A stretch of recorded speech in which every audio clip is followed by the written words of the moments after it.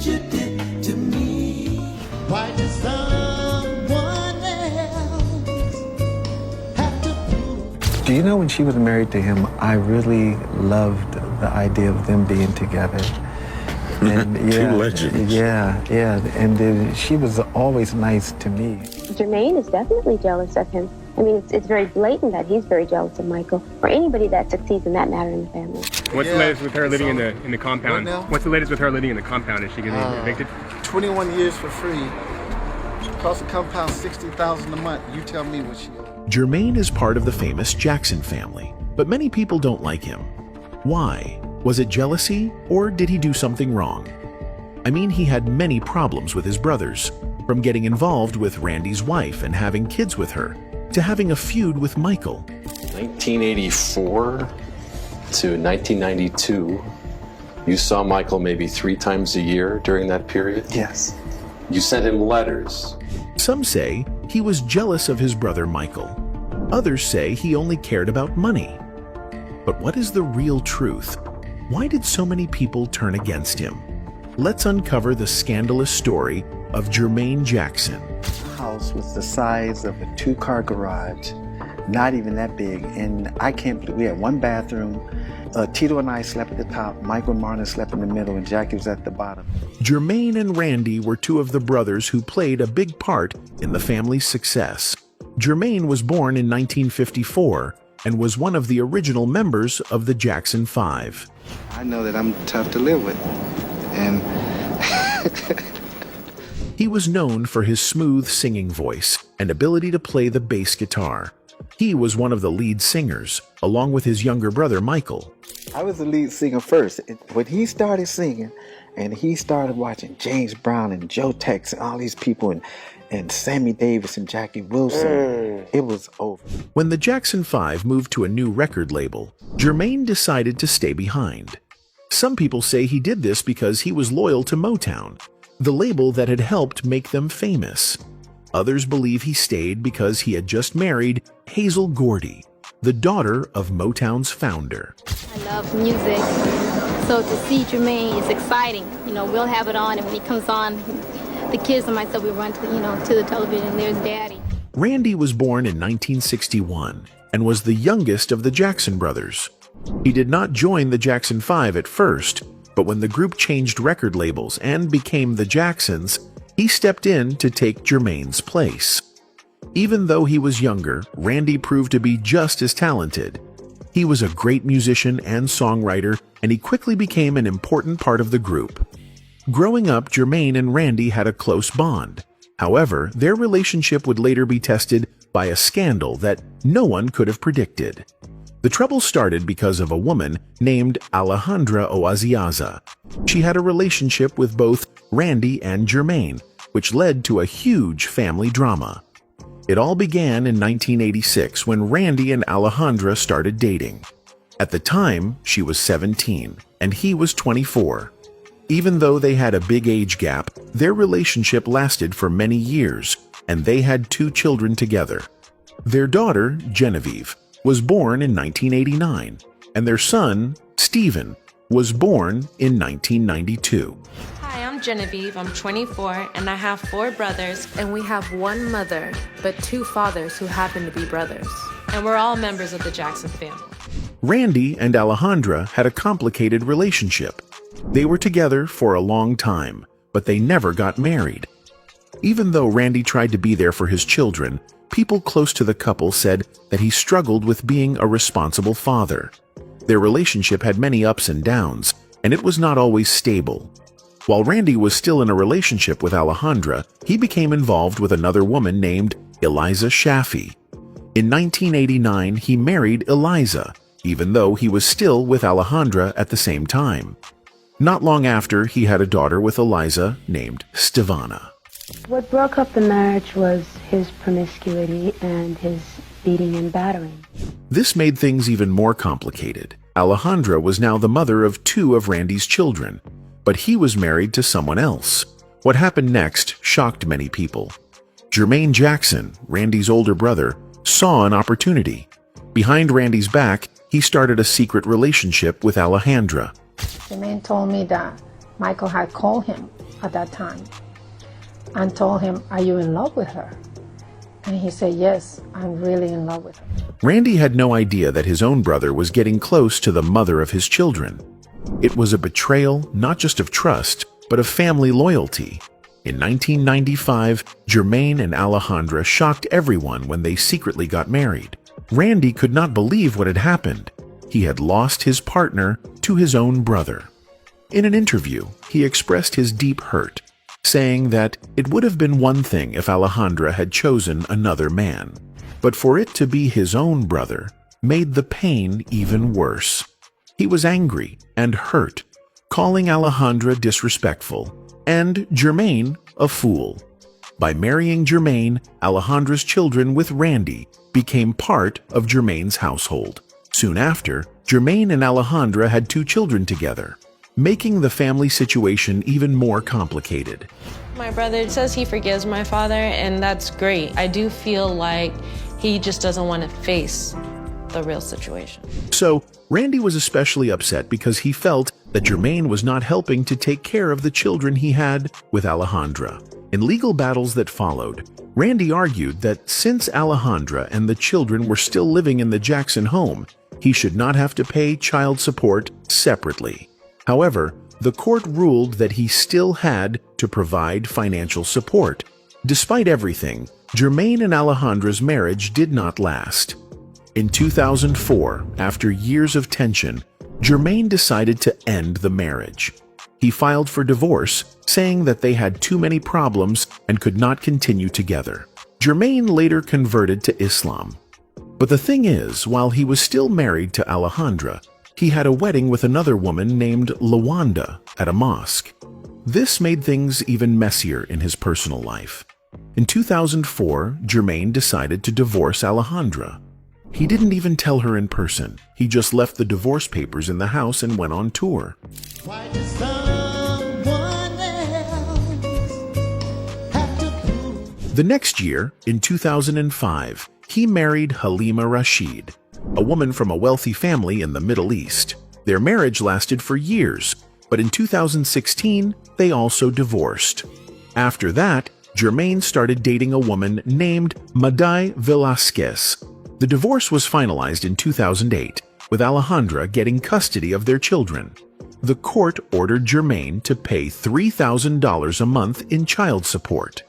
But the kids have been fine. They've been fine. That's important. The kids will let you know what I've done. However, this new situation brought even more problems. Alejandra continued living at the Jackson family compound, which led to more conflicts and legal battles. What's the latest with her living in the compound? What's the latest with her living in the compound? Is she getting evicted? 21 years for free. Cost the compound $60,000 a month. You tell me what she owes. Meanwhile, Randy felt completely abandoned. He was angry about what had happened and stopped making child support payments. In his mind, Alejandra had chosen Jermaine, so Jermaine should take care of the children.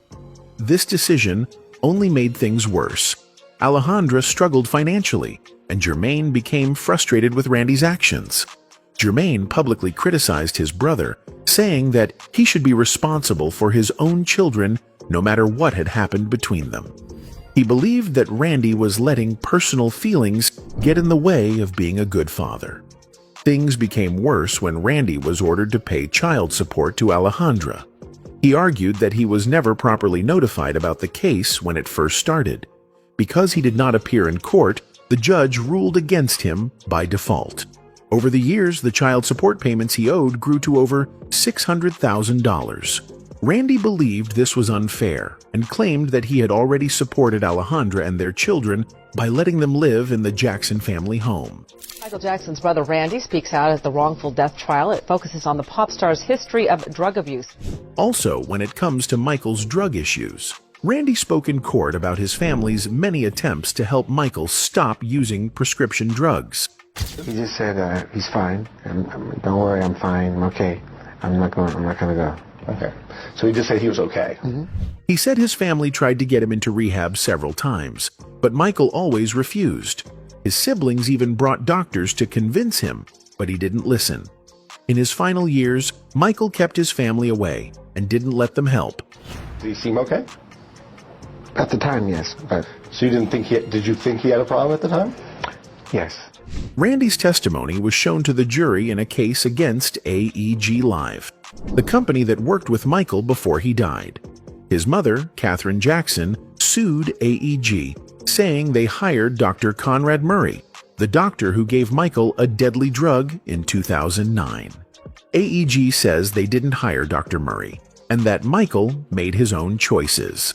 Many doctors who treated Michael have also testified in the case, including one who gave him medicine to stop the effects of strong drugs. I told them that there had been prior attempts to get him help, and we weren't successful. These efforts started in the 1990s. He said the family knew about the problem because Michael's nanny would call and tell them he was using too many pills. Randy never saw Michael taking the drugs himself, but he saw him slurring his speech a couple of times. That made him very worried. One day he found the nanny at a pharmacy picking up medicine for Michael. After that, he fired her. Randy said he never knew about the drug propofol until after Michael died. He also admitted that he and Michael didn't talk much in the 5 years before his death. When Randy tried to visit Michael at his rented house, the security guards wouldn't let him in. He believed Michael was avoiding the family because he didn't want them to see him in bad shape.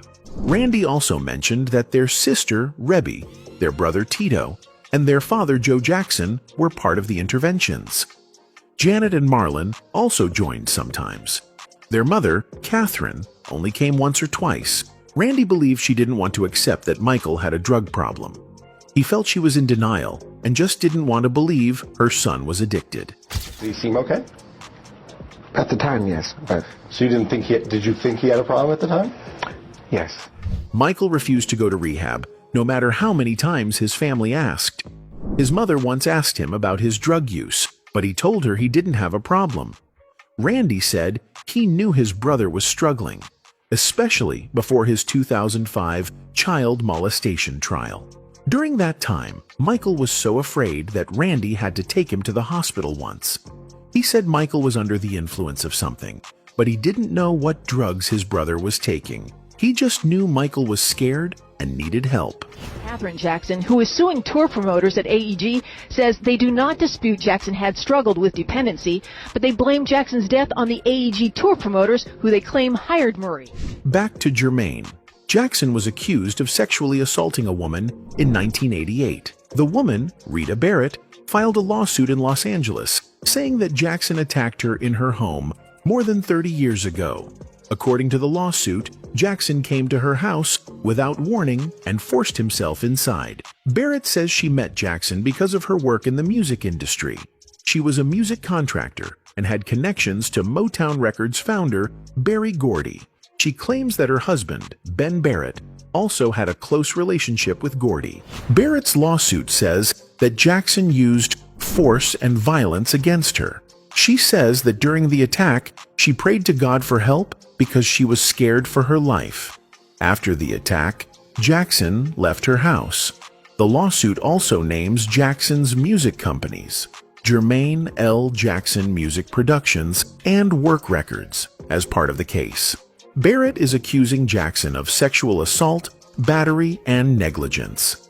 She is asking for financial compensation, but the lawsuit does not say how much money she is seeking.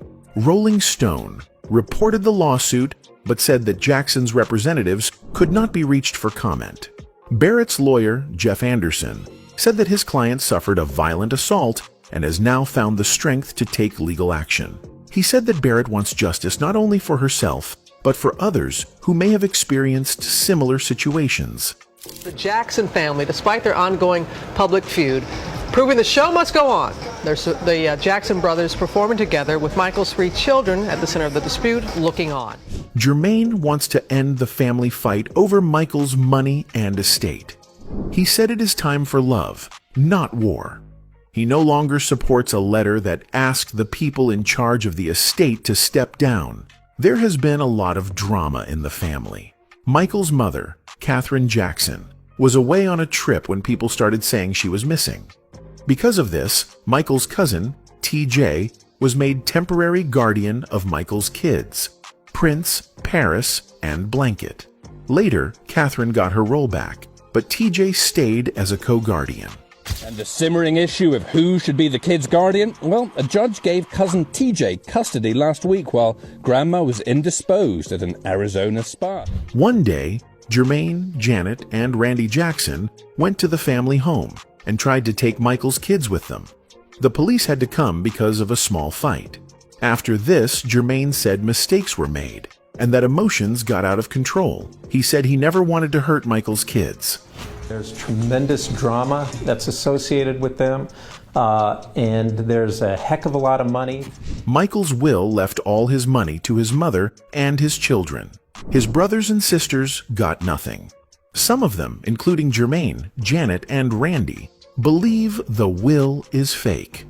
They say they were too sad after Michael's death to challenge it in court. However, they missed the deadline to fight it legally.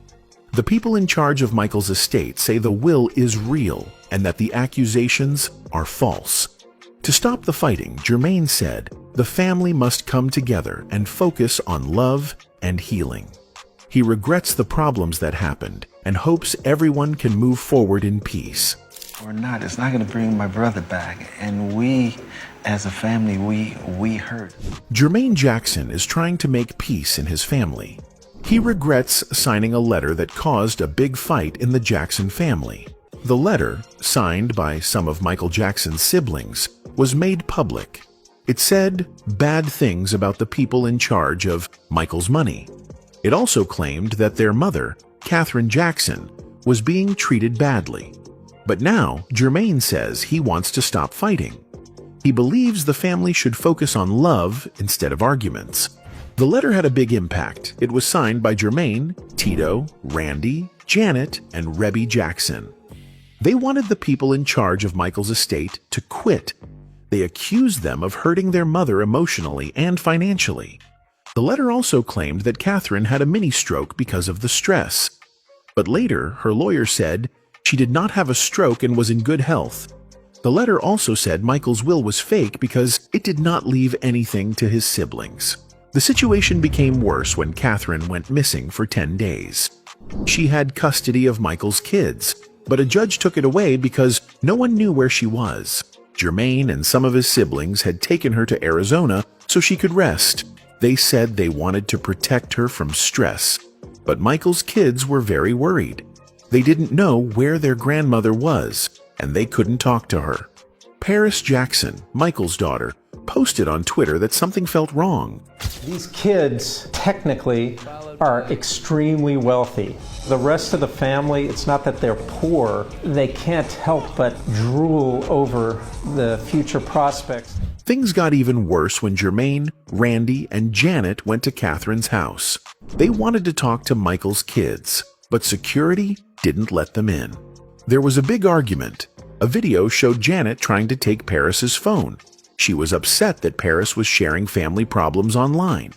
Paris tweeted after the argument, saying, "Gotta love fam." She also said it had been 8 days since she talked to her grandmother, and that something felt strange. After this, Jermaine and the others were told they could not visit Catherine's house. That's when Jermaine decided to apologize. He said his son asked him if it was true that the family could no longer visit their grandmother. That made him sad, and he realized it was time to stop fighting. He admitted mistakes were made by both sides. He now wants the family to come together and talk privately instead of fighting in public. Jermaine is definitely jealous of him. I mean, it's very blatant that he's very jealous of Michael, or anybody that succeeds in that matter in the family. Clive Davis wrote in his book, The Soundtrack of My Life, that Michael Jackson tried to stop his brother Jermaine Jackson's success. This may explain why Jermaine seemed bitter over the years. According to reports, Michael was not happy when Jermaine's songs Do What You Do and Tell Me I'm Not Dreaming became popular. People say Michael went so far as to stop songwriters from working with Jermaine. He wanted to be the only successful one in the family.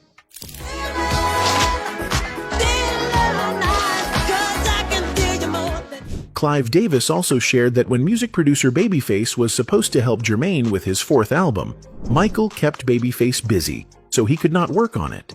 This made Jermaine very upset. He could not believe that his own brother would do something like that. Jermaine was so hurt that he cried and even sobbed. He felt betrayed. After this, Jermaine recorded a song called Word to the Bad. The song was about Michael and called him selfish. This showed how much pain Jermaine was feeling. He wanted the world to know that his brother was not as kind as people thought. 1984 to 1992, you saw Michael maybe 3 times a year during that period? Yes. You sent him letters. Michael's former PR manager, Bob Jones, also said that Michael tried to ruin the careers of some of his siblings. He said Michael did this to Jermaine, Rebby, and LaToya. However, he was not able to stop Janet Jackson from becoming famous. If all this is true, it shows that there was real tension in the Jackson family. People saw them as a talented group, but behind the scenes, things were not always happy. Michael and Jermaine may have been brothers, but their rivalry was serious. What are we doing? We're going to talk about this show thing we got coming up. Well, first, y'all all in agreement that we're going to do it, right? Yeah, I'm down. Jermaine Jackson and his brothers starred in a reality show called The Jacksons, a family dynasty in 2009. The show was about their lives and how they continued after Michael Jackson's passing. Some people did not like it. They felt it was too fake and made to look good on purpose. Others believed the family was using Michael's name to get attention. In 2007, Jermaine joined Celebrity Big Brother 5 in the UK. He was the first person to enter the house and finished in second place. During the show, he stayed calm and tried to make peace between housemates. After leaving, he appeared on UK TV, talking about his experience and his dream of bringing the Jackson 5 back together. Jermaine also joined another reality show, Gone Country, where celebrities learned about country music. In 2014, he and his wife, Halima, appeared on Celebrity Wife Swap. They switched lives with actor Daniel Baldwin and his girlfriend, Isabella Hoffman. Celebrity Wife Swap is back. Oh, yeah! With 2 Hollywood dynasties. The Jacksons meet the Baldwins. They should blend well together, right? I am gonna break you. Let's see if you can. Let's briefly look at his solo career. Jermaine, like his famous brother Michael, started a solo career while still a member of the Jackson 5.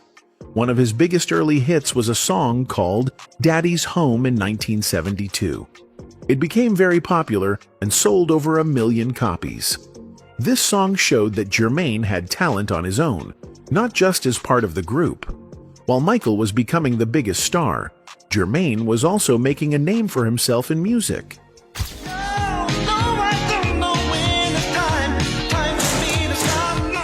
In 1975, the Jackson 5 decided to leave their record company, Motown.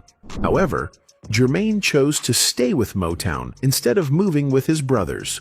This was a big decision, because it meant he was no longer part of the group that made him famous. But he believed in his solo career and wanted to stay where he was comfortable. He remained with Motown for many years, releasing several songs that became hits. Some of his popular songs included That's How Love Goes, Let's Be Young Tonight, Bass Odyssey, Feel the Fire, and Let Me Tickle Your Fancy.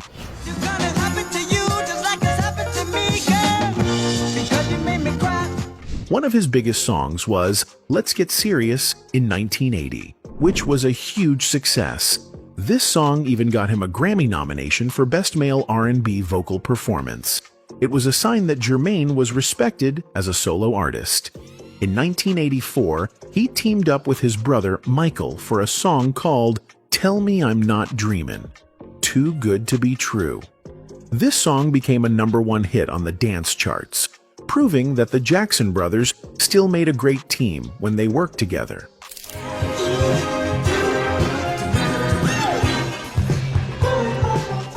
Jermaine also worked with other famous artists. He and Michael both sang on Somebody's Watching Me, a hit song by Rockwell. He also had a duet with Pia Zadora called When the Rain Begins to Fall, which was very popular in Europe. While it did not do as well in the US, it showed that Jermaine had an international fan base. In 1989, he released Don't Take It Personal, which became his final big hit. Don't take it personal, take the The song reached #1 on the R&B charts, showing that Jermaine still had the ability to create popular music even after many years in the industry. Some of his best songs include Castles of Sand and You Need to Be Loved, which had a style similar to the group Earth, Wind and Fire. Jermaine was not just a singer, he was also a skilled musician who played the bass guitar. He was talented enough to play parts that were originally performed by legendary bassists like James Jamerson.